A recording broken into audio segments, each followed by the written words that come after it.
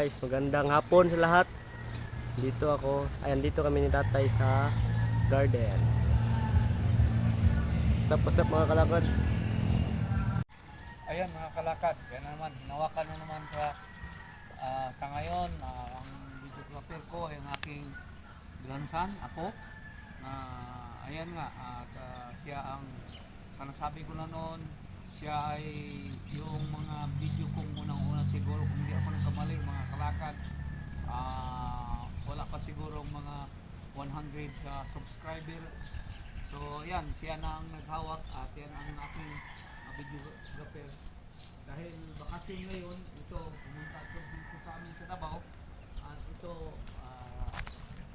bigyan ko na siya na naman ang video sa akin habang tayo ay naglinis ng mga damo. At ito rin ang naipakita ko na sa inyo mga kalakad, yung tinatanim namin na lemongrass or talong, sorry, hindi pala tanggad sa Bisaya mga kalakad. So kaya ito ang tawag nito ito kasi grasok or tawag sanggot o tawag sa Bisaya limpisa. So ayan, hinawakan na natin ako at siya ang pina-intro ko una ko siyang pina-intro. Ayan, ito na ako ngayon, naglinis ng damo dito. Bago pa itong ano natin, mga tanglad na tinanim. Yan nga, i-contenta namin ngayon para makita at so baybayan ninyo ang ginagawa namin pagtatanim ng mga lemongrass. At ito, alam niyo mga kalakad, magtanim kami ngayon dito ng kung maaari aabot kami hanggang 10,000 puno para medyo volume at kasi ito kasi ngayon hindi man ito ngayon sa mga kahit mga restaurant o mga ano pa to, yung mga lechon manok. Ito ngayon hindi man kaya na kami sumikap na makatanom kami ng marami. At alam niyo mga kalakad, itong tanglad o lemongrass, ang pagkakalam ko nito, ang ating mga kapitbahay, mga pamangkin doon sa aming barangay, hindi, yung nasakupan ng lungsod ng Santacruz Cabosod, ay ito ang kanilang hanap buhay sa pagtanim ng mga tanglad o lemongrass. So ayan, kaya ginawa namin sila doon, ayun na ang buhay nila, doon nila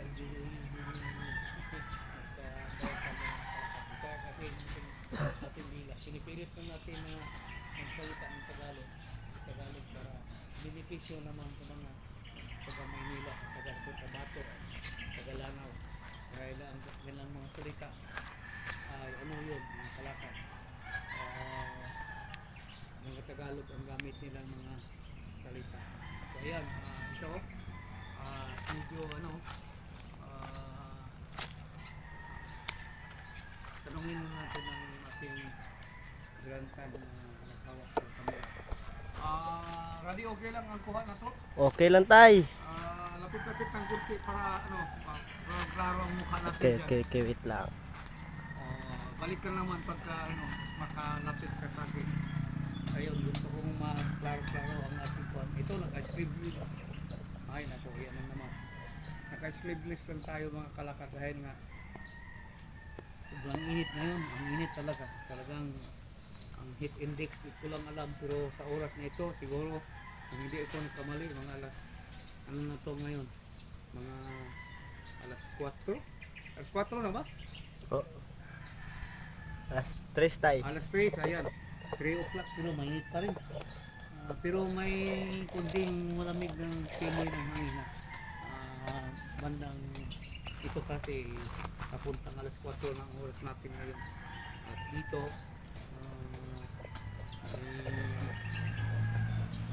nilinis natin ang mga damo dito sa may tanglad.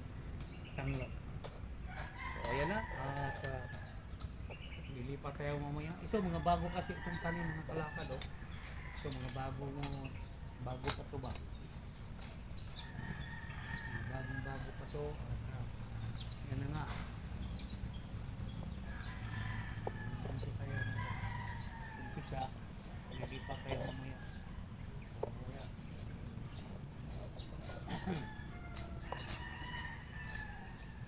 Ito.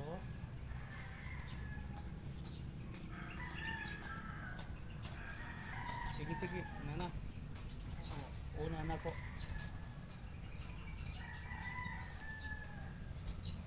So ngayon guys, kita nyo naman, naglilinis tatay. Kita niyo si Jagger. Lakad. Dito, naglinis na.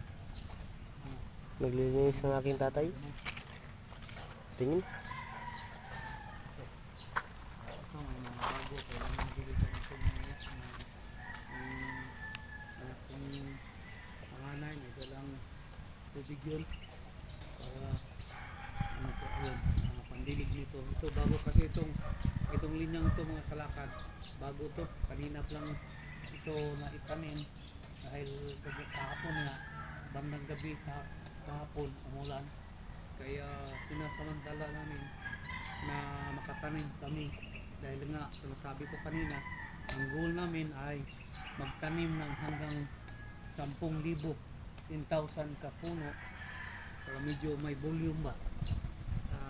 Sa lugar na to, malaki mga lugar na to. At ito na ang mga una namin tinanim. At madali lang ito dahil nga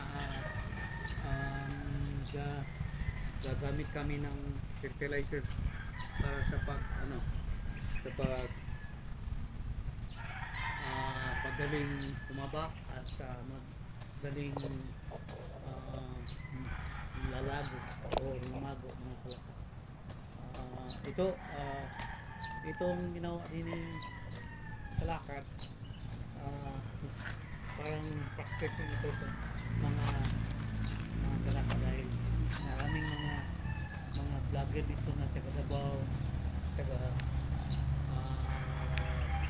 Luzon o Pido City na talagang fluent sila o eloquent sila magsalita ng Tagalog. Yun nga sila ay sabihin natin na talagang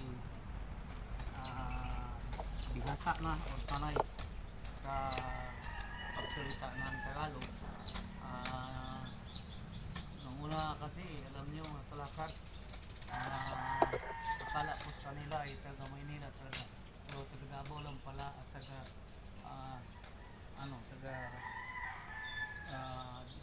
Lido City yata yung hindi ako nagkamali, Pabandang Loyal. I-mention ko lang ang pangalan ng amin mo na kala ko taga Manila talaga, pero ngayon sinasabi mo Digos ka. So yan, ang galing nilang magsalita ng Tagalog mga kalakad, parang taga Manila talaga. Kaya ito naman itong kalakad ninyo nagsasalita ngayon ay talagang awkward magsalita ng Tagalog, pero kaya nyo masasambat, masanay din itong dila natin dahil yun na nga gusto ng mga kabigan ko rin mga vlogger na taga Luzon, kaya sabi nila nga haluan naman ninyo ng Tagalog dahil mahirapan daw sila sa Bisaya. So dahil nga may mga subscriber tayong taga Luzon, ginawa natin kahit napilit yung ating mga dila, ginawa pa rin natin. So mga kalakad, tingin ko lang na kung makadaan kayo, pag-iano naman sa YouTube channel ko para tulong nyo rin sa akin na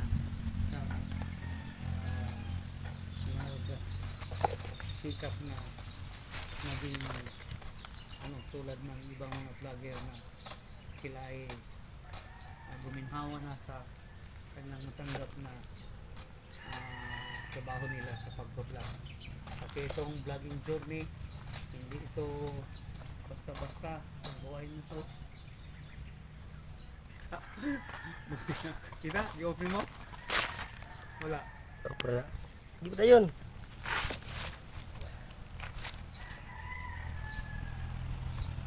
Nope.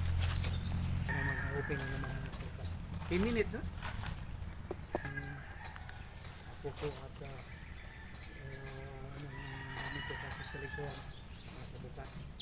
So, buti yung talaga tayo mga kalakad. Sabi natin may tingin sa atin dahil sobrang init ng panahon. Ayan ang ginagawa ko. So, yan.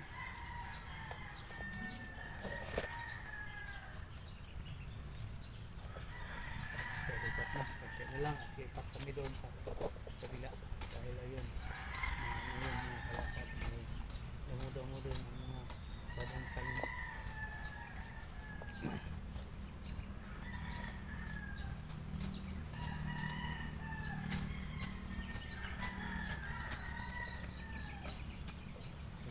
Lipat na kami ng mga kalakad doon sa kabila. Dito, lipat kami doon. Dito.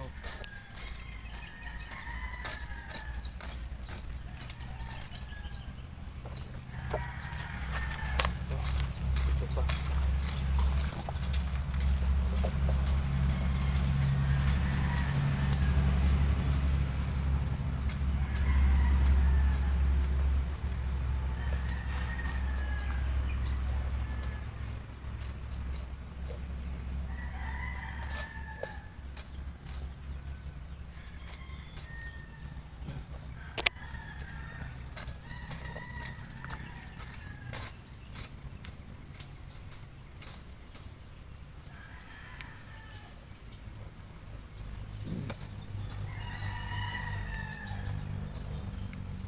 Ayan guys, tumating na yung anak ng tatay.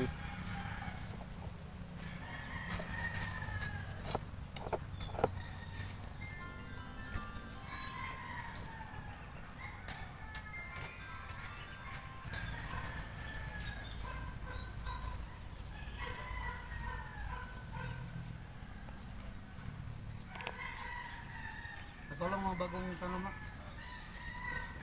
Dito si Radit. Ha? Wala, okay. Mabaguan ka. Yung ka nga. Uy.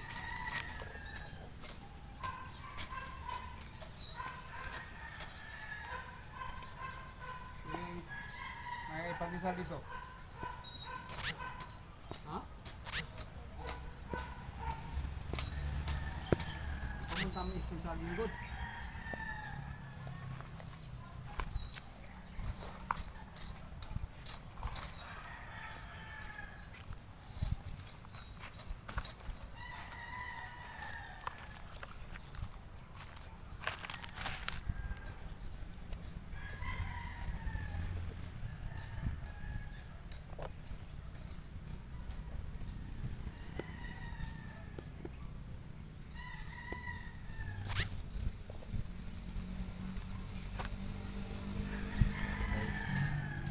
So, anak ng tatay. Ayun, nagbibili ng tubig. Ayun, palapit na.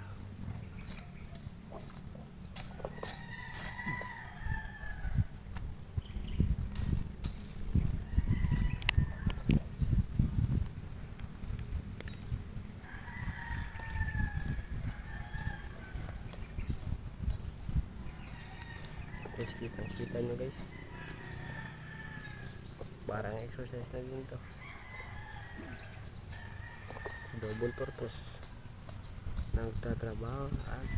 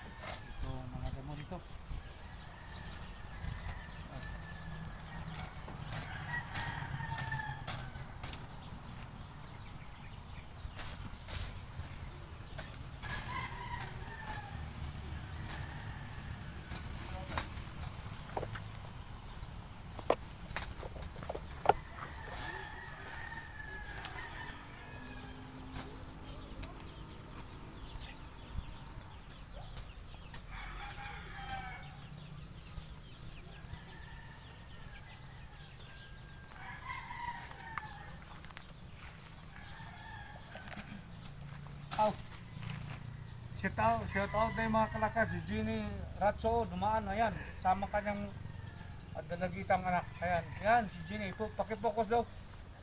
Ay, nag-subscribe sa atin yan. Kanina. Jin! Hello, Jin! Ula mo siguro. Ayan, yung lumakad, mga kalakad. Yan. Kanina yan. Si Jin Ratso yan. Shout out na yun, Jin. Subscriber. Ha? Subscriber. Subscriber. Hindi ko siguro kung hindi akong subscribe pero ganyan lang. Nag-factor yan eh. Hindi man.